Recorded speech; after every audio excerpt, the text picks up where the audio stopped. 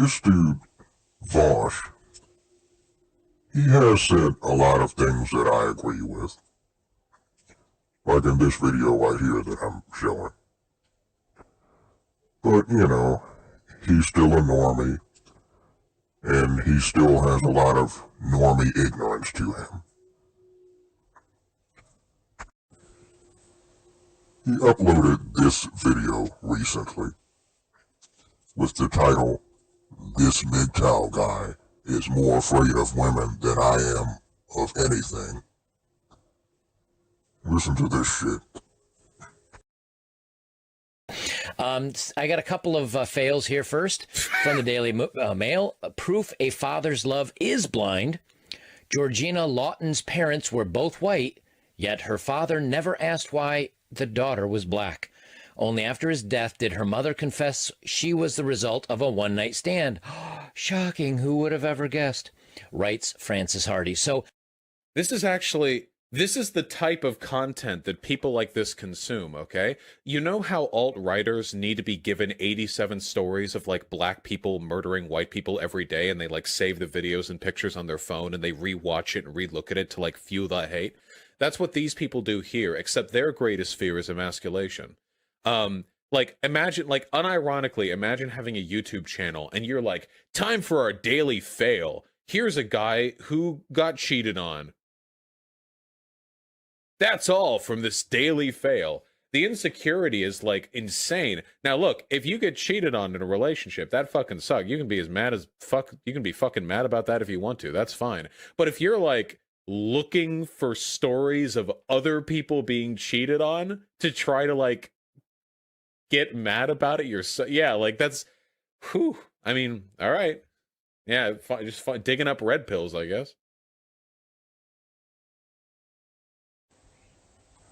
Look, it should go without saying that people need to have awareness in this world. People should be knowledgeable about the world that they live in. It's important to pay attention to social trends and cultural trends. In order to do that, you have to look at more than just your own life. You have to look at the problems that other people go through and why they go through those problems. And Vaush understands that, because his whole fucking YouTube channel is full of political commentary and long-ass videos of him babbling about social issues. It's a trip how it's socially acceptable for people like Vaush to make generalizations about MGTOWs and incels, but it's not socially acceptable for MGTOWs and incels to make generalizations about women. Oh no, if we do that, we're insecure, you see. Meanwhile, there's an unprecedented amount of women in Congress under the Biden administration. And women are celebrating that shit. Including women who are not in Congress or any other high-level government position. Women who have not achieved that themselves are celebrating it. Just because there's more Congress people who are the same gender as them. But that's not insecurity, right? I mean, it seems like women are the most insecure motherfuckers on the planet. Every time a fucking Wonder Woman movie comes out, women celebrate that. And most of the women who celebrate those movies played no part in making either one of them. But they celebrate them just because those are female superhero movies that were commercially successful, and they talk about those films in a very pretentious way. Oh, but we're the ones who are insecure. Fuck out of here with that. Anyway, I can already tell that this is an ignorant video, so I'm not going to torture myself by going through this whole hour-long tirade of bullshit. Okay? But if some normie men are afraid of women, I'm going to show a little bit of why that is.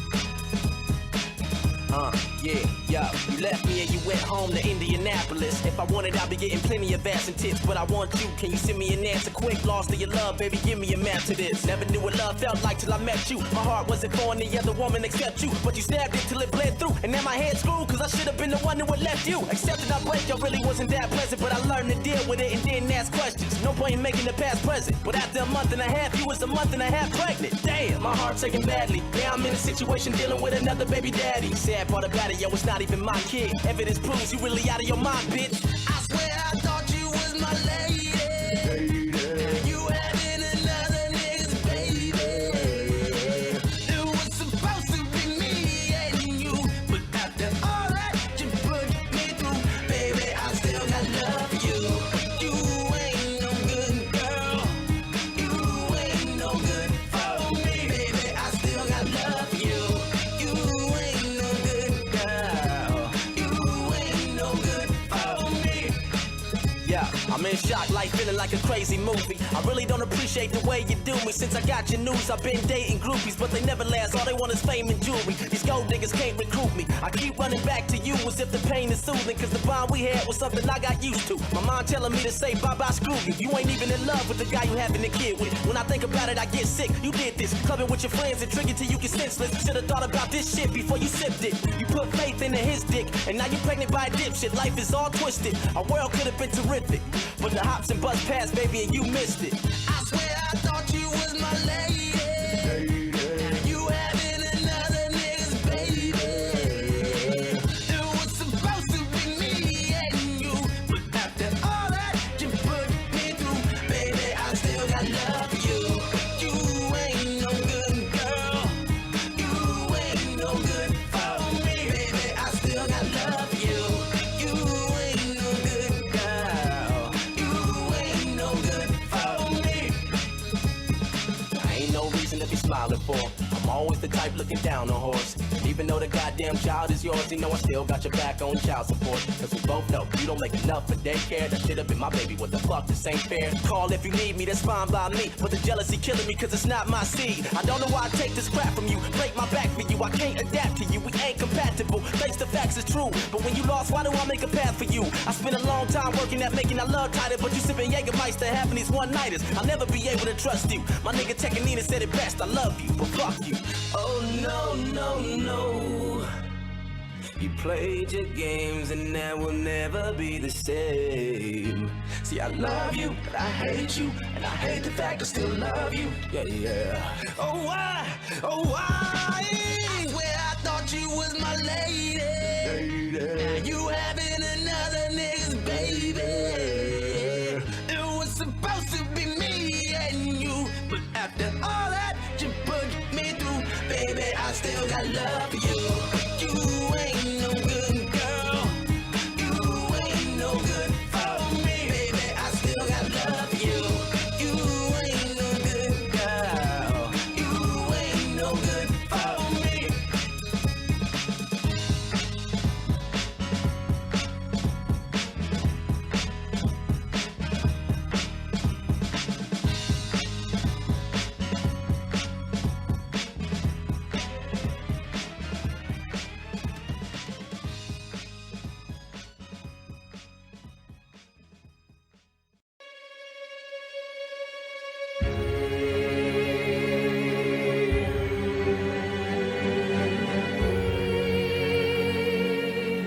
The three major motivators of murder are jealousy, revenge, and money.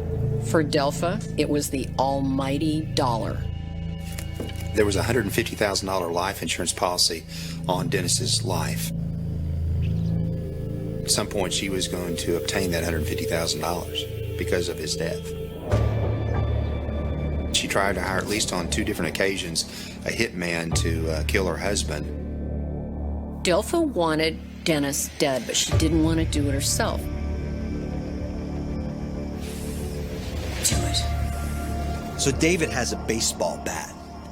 He hauls back and takes a whack.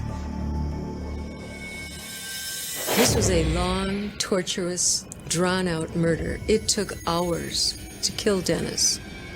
It was a very gruesome homicide scene. There was blood throughout the house. She committed a murder with no value for human life. This was somebody she supposedly loved.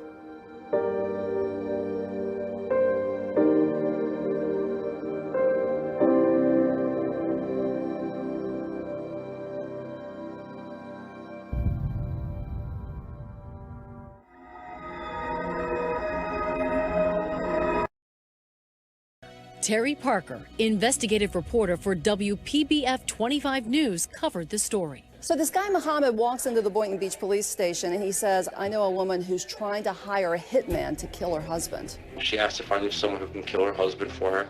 The man, Mohammed Shahadi, was recorded as he talked to detectives about his one-time lover, Dalia DiPolito.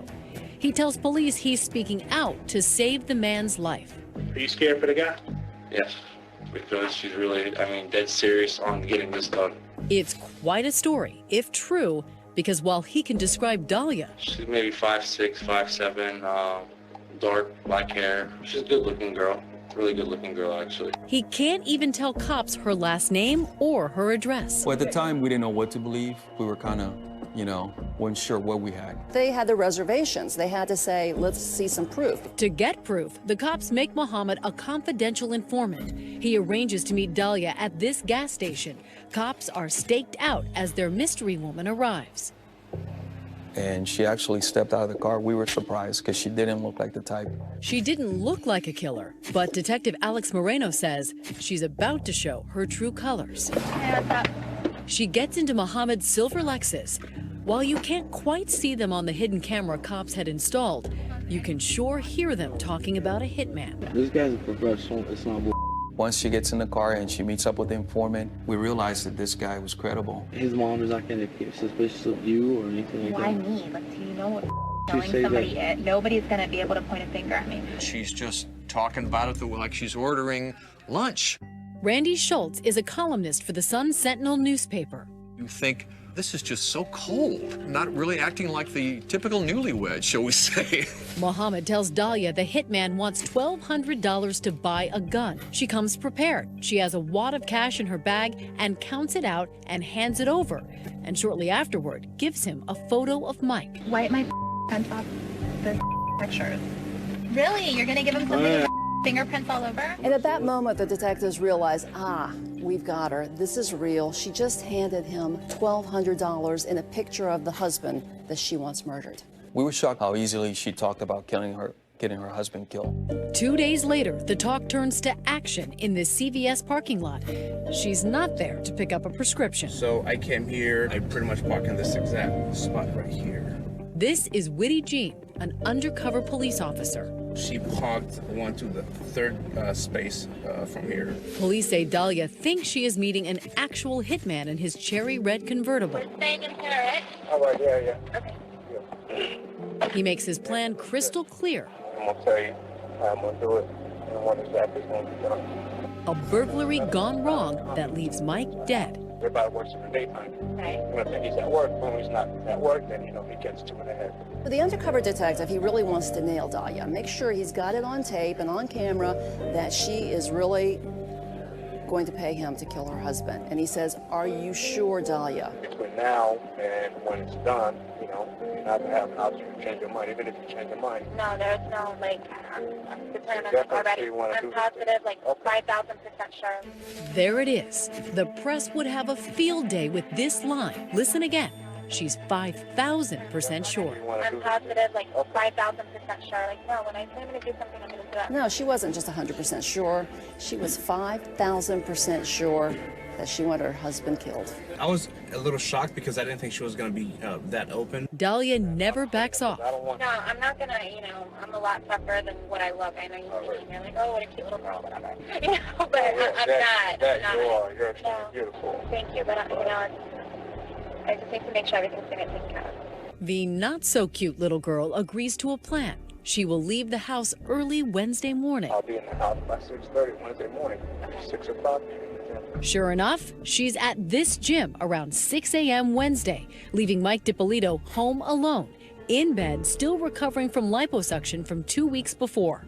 At this point, the police have all the evidence they need. These are experienced officers. You know that you have enough. You have a case. Done. End of story. Pure evil to marry someone and kill them for their money. You know, that someone could really be that calculating and evil. Bruce is a timid, shy man, but Rebecca was fun, sexy, outrageous, generous, exciting, a terrific person to know. She just attracted men like magnets. Truth of the matter was, Rebecca wasn't attracted to Bruce and didn't want to sleep with him, ever. Rebecca wanted a divorce so she could take half of everything Bruce owned. But she found out she would earn nothing from that. Killing Bruce, she would get the life insurance as well as she would get his estate. She claims that she suddenly notices that there's a red light on the dashboard telling her the back hatch of the SUV is open. Oh, honey, I'll just stop and get out and shut it. And suddenly a man lunges out of the brush and begins shooting at Bruce. I think Rebecca actually thought she was going to pull this off, that she could plan his murder and get away with it. Everything she did was in furtherance of her own greed.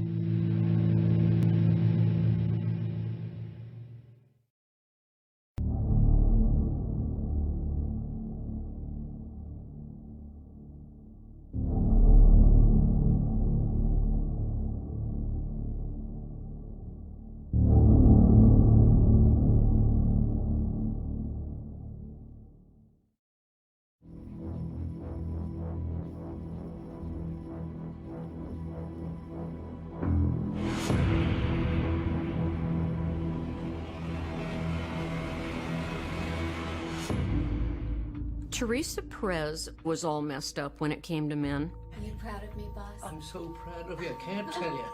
She was a woman who wanted all the finer things in life. She just didn't want to have to earn them herself. He was a good businessman, and she wanted to take advantage of that. So she latched onto him real fast. Teresa, I'm much too old for you, Teresa. I love older men. I rather doubt Teresa would have been in love with Justin if he'd been a normal guy with a middle-class bank account. I am sick of being the other woman. Justin was dedicated to staying with his wife. I'm sure that probably sent her into a spiral of anger and feelings of deceit. I am gonna tell all of your friends and family, you lying piece of dirt. She was not going to let him go without a fight. You're coming with me. No, what? No. Absolutely had been terrifying for him. I am gonna die because of what you've done. She's telling him that they both are going to die. Shoot you. It's all over now. They're going to die together. She got a gun! There's no stopping this woman. Show me! She was in so much rage, she was nearly blind. She would have taken on an army if she had to.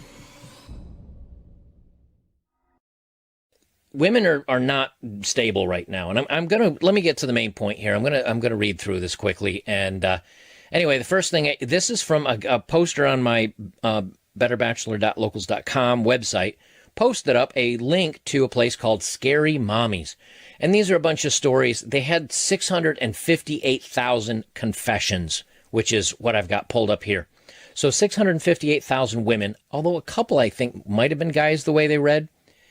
And they just put this up there, and then people either like them or they give them a virtual hug, which means, of course, nothing, and a Me Too. And Me Too means, hey, I'm going through the same thing. But I wanted to read some of these because this is kind of where, and these are the most current ones. I literally just started right at the top. It says, if I could go back in time, I will tell my little self in kindergarten, your mom is very broken. God loves you, and a lot of people will love you in your life. Just be strong. Don't hurt yourself. It says 36 other people said Me Too. Now, this is actually a higher number for the ones that are on page 1. You know, this is page 1. This goes back tens of thousands of pages. So when you see this instantly resonated with a lot of women. Let me go on to the next one here. The silver lining of the bug is that I can avoid my toxic mother without trouble from her. It has been a peaceful year. Sorry others are suffering, but I'm happy with the reprieve from her toxic BS.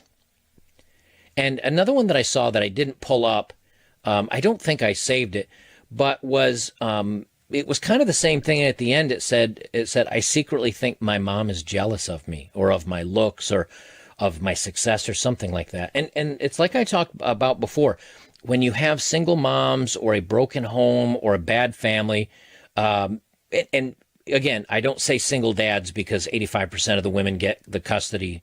So there, and it doesn't seem like I didn't see any from that said my single dad or my dad. That tells you something. It tells these women are not being raised properly. They're not coming from a good home. They're not okay.